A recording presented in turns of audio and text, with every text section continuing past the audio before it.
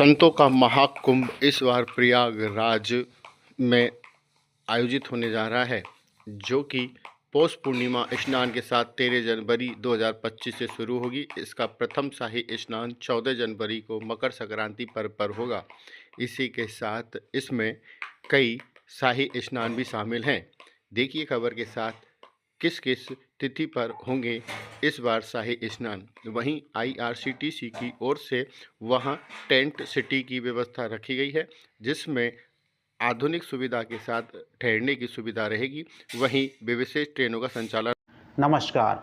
इस बार उत्तर प्रदेश प्रशासन की ओर से कुंभ महापर्व का आयोजन किया जा रहा है। कुंभ महापर्व का क्या महत्व है, इसका आयोजन क्यों किया जाता है, कहां कहां इसका आयोजन किया जाता है और इसको करने से क्या पुण्य लाभ प्राप्त होता है, कितने दिन का स्नान होता है, शाही स्नान कितने दिन का होता है, इसका घर बैठे कैसे पुण्य लाभ प्राप्त किया जा रहा है, उसके बारे में मैं आपको विस्तार से बता रहा हूँ। कुंभ का अर्थ होता है कलश। यदि देखा जाए तो हम जो कोई भी पूजा करते हैं उसमें कलश की स्थापना करते हैं, चाहे वो नवरात्रि स्थापना हो या कोई भी आपका कोई भी आपका जो पूजन हो, उसमें जो है कलश की स्थापना किया जाता है। कुंभ का अर्थ होता है घड़ा, जो कलश जो होता है। यदि देखा जाए तो कुंभ महापर्व के बारे में कथा प्रचलित है कि एक बार देवता और दानवों में अमृत की प्राप्ति के लिए एक बार समुद्र मंथन किया गया था हिमालय के पास क्षीरोद नामक स्थान पर, और उसमें वासुकी नाग की सहायता से वो समुद्र मंथन किया गया था। तो समुद्र मंथन से 14 रत्न निकले थे, जिसमें धन्वंतरी भगवान अमृत कलश को लेकर के प्रकट हुए थे। उस अमृत कलश के बारे में नियम था कि जो कोई भी उस अमृत कलश को पी लेगा वो अमर हो जाएगा हमेशा के लिए, उस पर कोई अस्त्र शस्त्र का प्रहार नहीं होगा, वो कभी नहीं मरेगा। तो देखा जाए जैसे ही वो अमृत कलश निकला था 14 रत्नों के साथ, देवता धन्वंतरी भगवान उसको जैसे ही लेकर प्रकट हुए थे, दानव थे जो राक्षस थे उस पर टूट पड़े, देवताओं पर टूट पड़े उस अमृत कलश की प्राप्ति के लिए। देवताओं के गुरु थे शुक्राचार्य।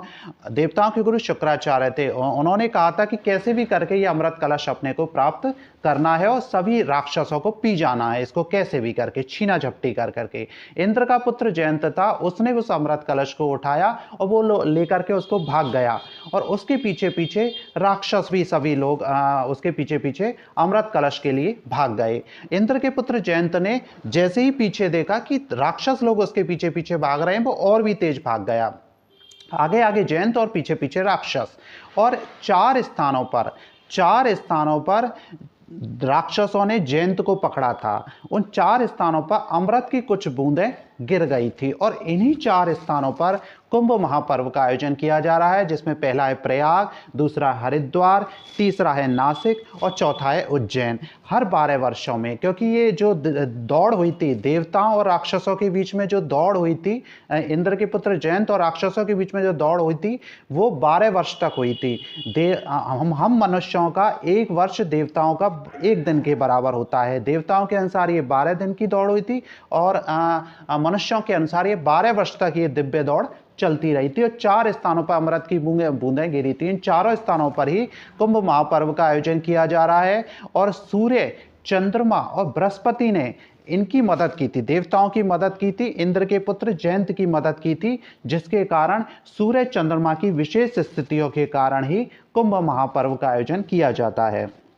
और इस बार यदि देखा जाए तो माघ कृष्ण अमावस्या को सूर्य चंद्रमा मकर राशि में रहेंगे और बृहस्पति वृषभ राशि में रहेंगे, तब कुंभ महापर्व का आयोजन किया जाएगा।